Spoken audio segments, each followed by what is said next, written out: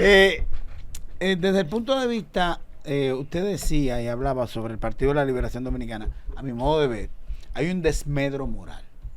Sí. Hay un desmedro moral y el Partido de la Liberación Dominicana en la población dominicana luce degradado. En la provincia de Monteplata, ¿cómo está esa situación? ¿Cuáles son los números que usted maneja en cuanto a su candidatura congresional? ¿Cuál es la situación? Mire, yo le voy a decir una cosa. Se ha creado un movimiento de opinión. Por lo que ustedes saben, son 8.000 millones que se gastan en prensa de este gobierno, en pos de crear expectativas. ¿Y dónde que ¿Y dónde lo para colocan? uno saber? ¿Dónde que lo colocan? Bueno, ya ustedes sabrán, pero el gobierno suyo invirtió mucho dinero también. Bueno, lo más que llegamos a invertir fueron 4.000, pero este no duplicó. Pero yo no sé Entonces, dónde termine. Bueno, pero le puedo decir una cosa. Pero eso es lo que dice la ejecución presupuestaria. Sí, eso es lo que dice la ejecución presupuestaria. Yo no me lo estoy inventando. Pero, señores, ¿qué necesidad tiene el Banco Central de crear un anuncio? ¿Para qué? ¿Qué vende?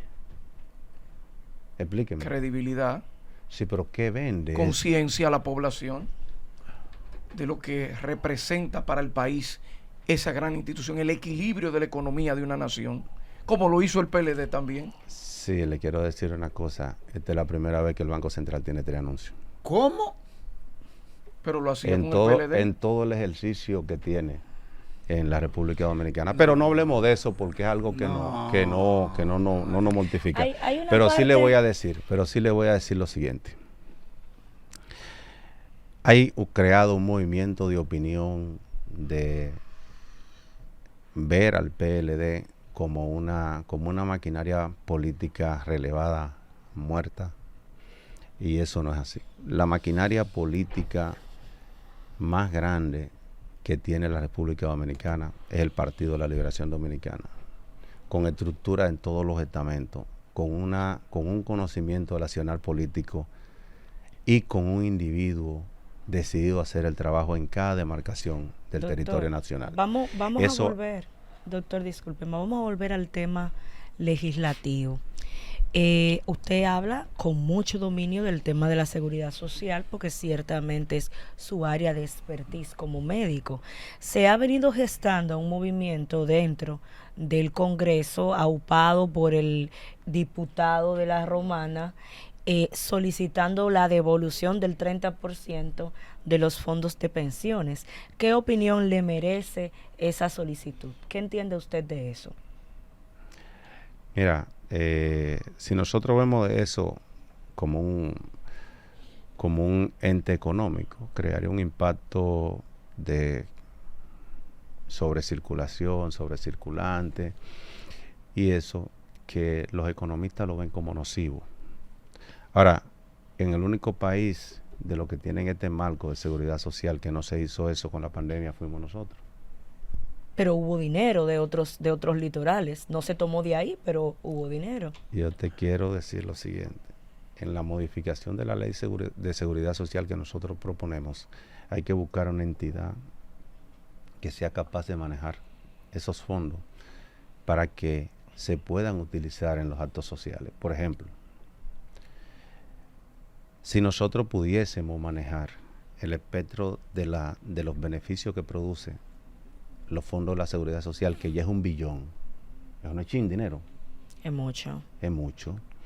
Y nosotros pudiésemos decir, bueno, si hay un problema de índole social, lo que produjo en ganancia ese dinero se va a utilizar en un fondo como si fuese creando lo que llamaba el individuo económico tras la cortina en el gobierno de Hipólito Mejía, compañero Andy Dawager, como si fuesen bonos tomados de ahí, con la posibilidad de recapitalizarlo como si se tomaran a una entidad privada, pero sin el impacto de la presión de los intereses. Pues, o sea, uno tomarse préstamo a sí mismo. Yo mismo. Que a mí me manda mi AFP mensual el reporte, debo de andar cerca de los 4 millones. Si yo voy a comprar una propiedad, en vez de ir directamente a un banco a pedir prestado. La idea sería que yo pueda pedir prestado de mi dinero y yo me pague a mí misma. Esa sería más o menos la idea. No, eso es un cooperativismo. Lo que yo te quiero decir es que si eso lo administrara el Banco Central, como ocurre en la mayoría de los países. Es decir, la estatización. Sí. Si eso lo administrara el Banco Central. O sea, que cogiera préstamo el gobierno de ahí para hacer Ciudad Juan Bosch u otra ciudad eliminar Juan Bosch. las AFP y estatizar. Exacto. Mira, el concepto que nosotros manejamos con relación a eso, por ejemplo, tú tomas y el gobierno viene e hizo Ciudad Juan Bosch. Balaguer hizo el proyecto Isabela y lo entregó. ¿Ustedes qué hicieron? Que lo vendieron y salieron otra vez para la Ciénega. Sí. Entonces, ¿qué es lo que nosotros debemos hacer? Ver con profundidad, sin fanatismo del populismo, la solución de problemas. ¿Qué ocurre? José María perdió el trabajo. Nosotros hemos comprado la ciudad, ¿cómo se llama? El Dorado 3, que eso es del gobierno. A José María le vamos a asignar una casa ahí, que él va a pagar un pago mínimo de luz, un pago mínimo de eso. José María consiguió nuevamente su trabajo, tiene que hacer lo que ocurre en los países desarrollados. Usted va a salir de esa casa y se la vamos a dar a Pedro, que ahora perdió el trabajo, pero no le vamos a dar... O sea, eso sería adquirido con los fondos de pensiones, con el beneficio del fondo de pensión. Producir efectos que sean sociales. Lo entiendo, doctor, pero para que pueda haber beneficios tiene que haber una inversión que se haga con ese dinero, porque el beneficio no sale solo. Hasta el momento... Ya le he dicho. Pero hasta el momento, doctor, los beneficios que se han obtenido con esos fondos de pensiones, porque se han estado invirtiendo y prestando al propio gobierno. Si el gobierno no pagara los intereses por el uso de ese dinero, no estuviera dando beneficio. Ahora, entonces es como que el canto viene de cantar. Usted sabe cuánto beneficio ha producido esos 4 millones que usted maneja. Me mandan un desglose, yo no tengo acceso a ello, pero hay un desglose que se envía. Ese es el asunto, porque usted sabe los beneficios que genera un dinero que usted trabajó, que tiene una cuenta de banco, que es suyo, igual que el de pensiones, o no es suyo, el de pensiones es una dádiva. Claro, usted lo está ahorrando. Claro, entonces, doctor, pero ese dinero... ¿Por qué eso tiene que tener cosas ocultas que usted no maneja? Doctor, yo lo entiendo, doctor, pero ese dinero, y ahí, y es parte del discurso que, como usted señala, que debe hacerse sin apasionamiento y que queremos que llegue a la mesa y el Consejo Económico y Social y demás. La estabilidad que nosotros tenemos en la macroeconomía se debe en gran parte a esos fondos, porque muchas veces uno entiende, yo no sé qué está pasando con ese dinero, pero queremos carretera, queremos planta eléctrica, queremos hospitales, doctor. ¿Cuál carretera? Y no me refiero a este gobierno, yo me refiero a todos los gobiernos. Sí, pero ¿cuál carretera? ¿De dónde es que se cogen los préstamos, doctor? Cuando hay una emisión del banco de Hacienda interna. ¿De ahí? Pagan los peajes. Usted también puede ser inversionista en Hacienda con bonos. Sí, claro. Que lo hace a través del Banco Central. Usted, claro.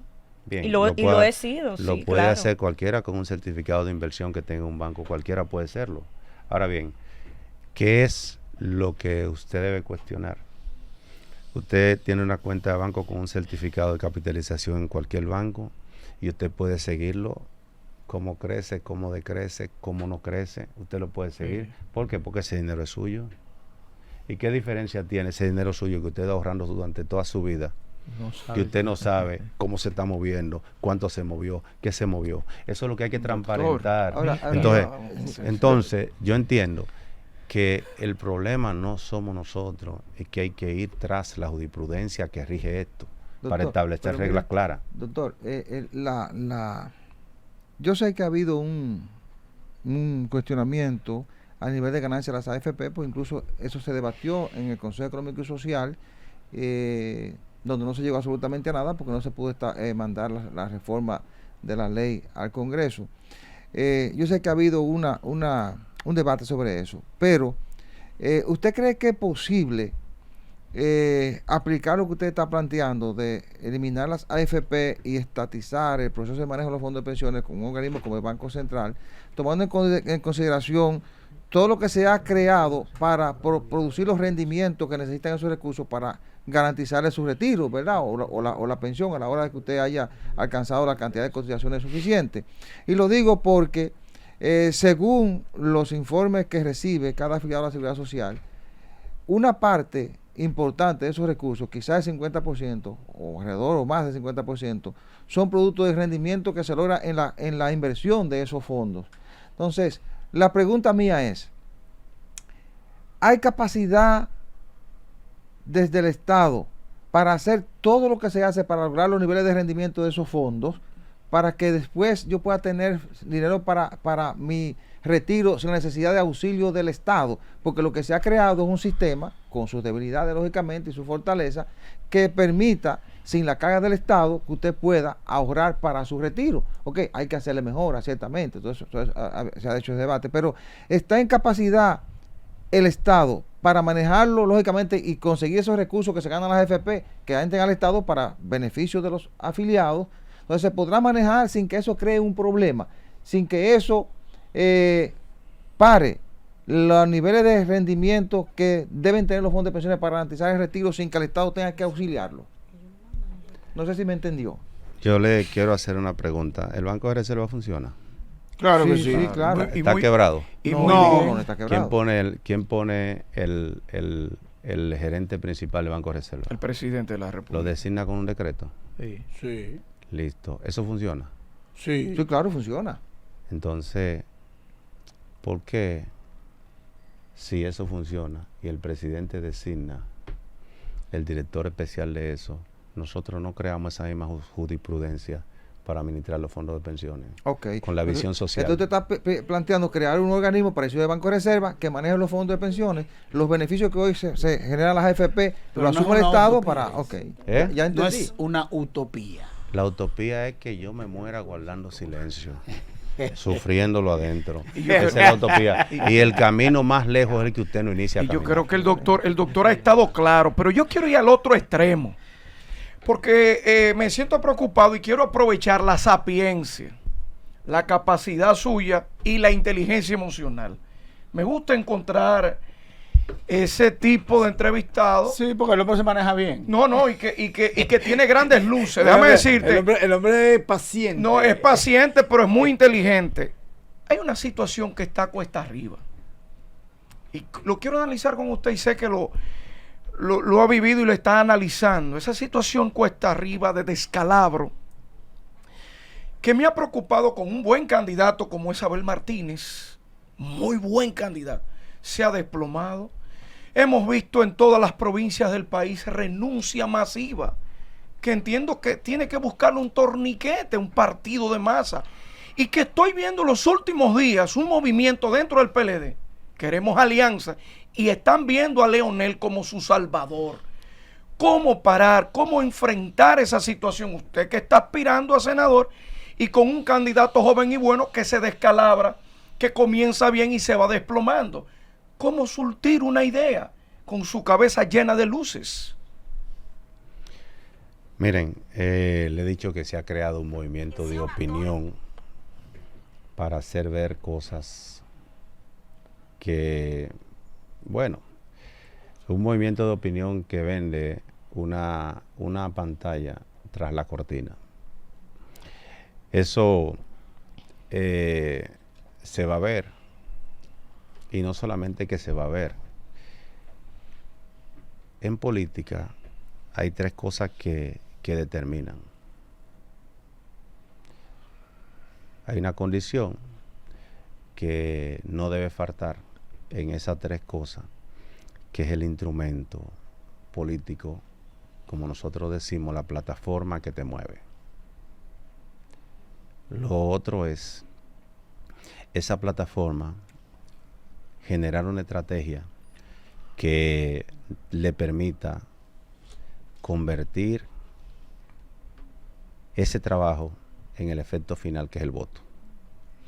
Yo quiero irme al lado médico, y ya porque desde en esta semana hemos visto una gran preocupación. Voy a aprovechar su sapiencia, en este caso médica, porque ha habido en las últimas semanas dos cosas. Una, que es la expansión del dengue en la República Dominicana, y la otra son las afecciones respiratorias.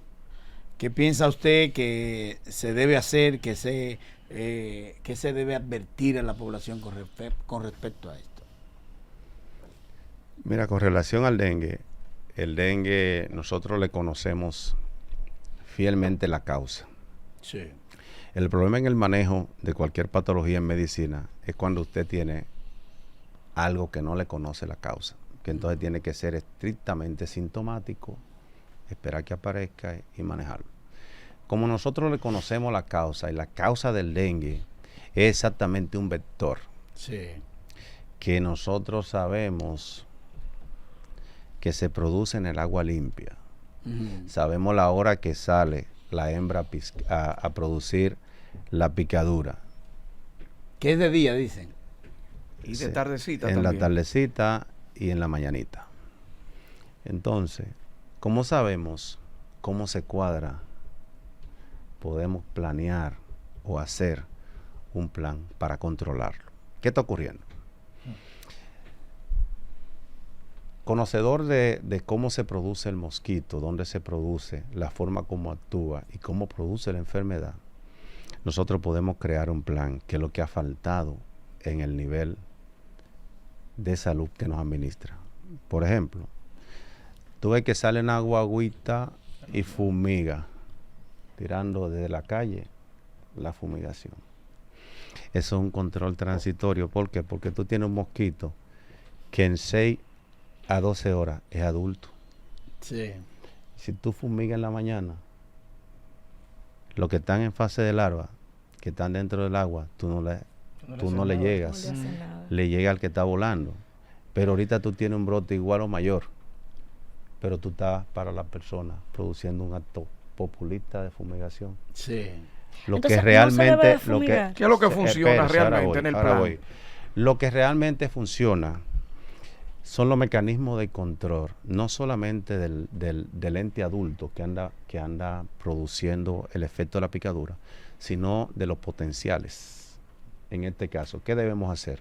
Crear una campaña de concientización para que todo el mundo salga, y la Junta de Vecinos con una alianza, todo el mundo salga a buscar todas las cántaras, todo lo que almacena agua en los patios, y hacer un gran operativo que movilice todo el mundo con una alianza entre todos los sectores. Y ayer yo decía en una entrevista que debemos poner los actores directos, los alcaldes, pero hay una disociación entre alcaldía y gobierno. Una disociación. ¿Por qué? Porque este partido lleva sus luchas internas a las instituciones que maneja.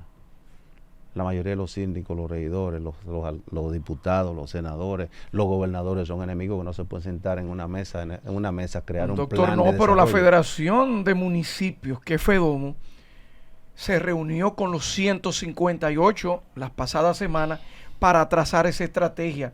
Yo escuché algo en la parte suya y lo considero y le doy la razón. Entiendo que no está en los municipios, sino en crear esa concienciación en la población a través de un método de publicidad con la federación, que también incluirla. No es creo que sea el problema con los síndicos. Creo que eso no existe, porque he visto el proceso, le he dado seguimiento al proceso, sino del Ministerio de Salud Pública, que no ha sido capaz de integrar esa estrategia de una publicidad, porque anda dando publicidad y se le voy la razón a cualquiera, sino una publicidad, congregando los sectores, que esas fuerzas vivas como juntas de vecinos, Es lo que le como digo. el empresariado, que no lo ha hecho el propio Ministerio de Salud, porque yo creo que ahí ha estado el problema. Porque no liderea un plan de control.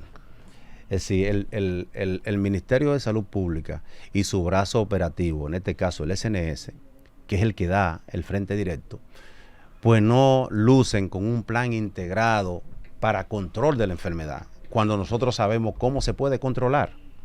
Entonces yo entiendo que si no se hace el control de las larvas, los potenciales mosquitos adultos, usted va a gastar todo lo que gasta en fumigación y fumiga ahora y en la tarde tiene la hembra picando de nuevo y produciendo dengue. Doctor. Hay que producir un efecto serio de eliminación de fuentes de larvas para que los mosquitos se controlen.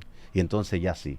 Ahí la fumigación aérea, volátil, funciona porque yo estoy eliminando los adultos que producen directamente el dengue, pero la retaguardia que la producen las larvas para producir efectos posteriores a la fumigación, también la voy a controlar. Sí. Y es haciendo una alianza con la comunidad de concientización y una dirección hacia el control preventivo. Sí. Doctor, Nadie lidera eso. Las afecciones respiratorias.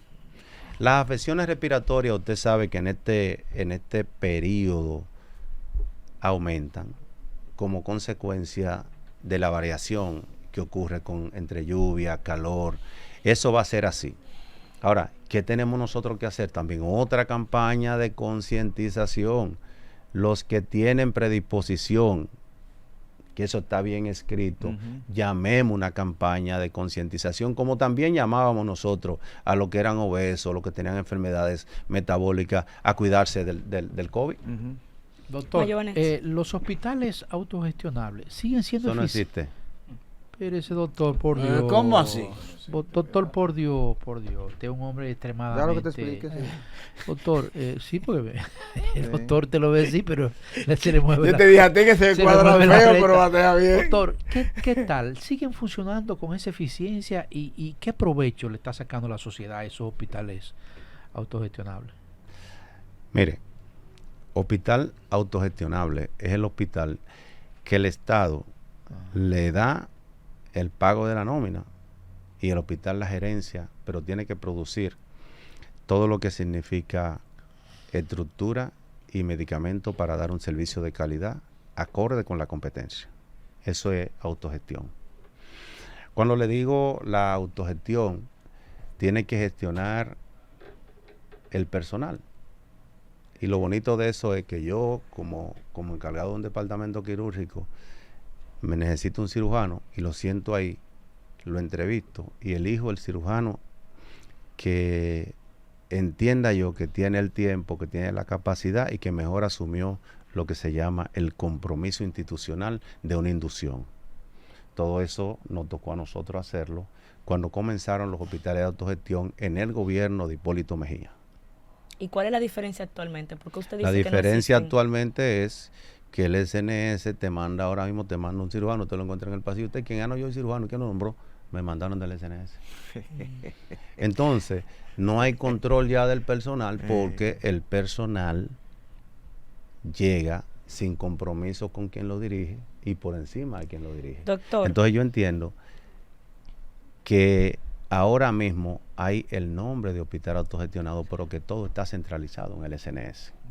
Y eso produce un efecto dañino. ¿Por qué? Porque si usted ve cómo se manejan los hospitales tradicionales y cómo se manejaban los hospitales autogestionados, que usted tenía un especialista a toda hora y a todo momento en el hospital.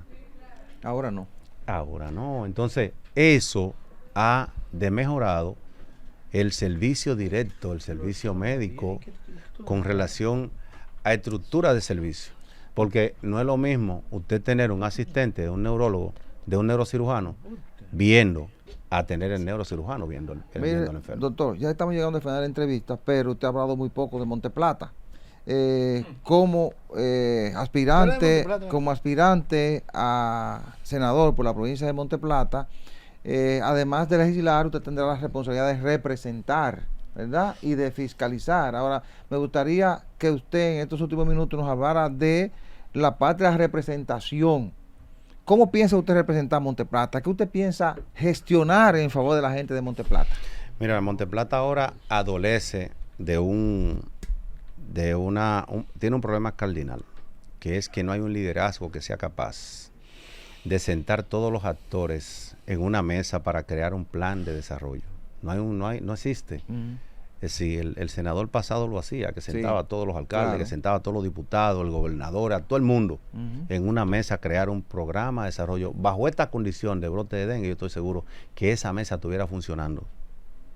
Ahora no existe eso. Y ese es el principal problema que existe en la provincia de Monte Plata, que no hay un plan unificado de todos los actores, diputados, senador, gobernadora, directores, para establecer un plan de desarrollo, y eso es lo que nosotros le proponemos a la provincia de Monte Plata, con capacidad, respeto y decencia, crear un plan provincial de desarrollo que nos permita salir de su desarrollo. Doctor, muchísimas gracias por la entrevista.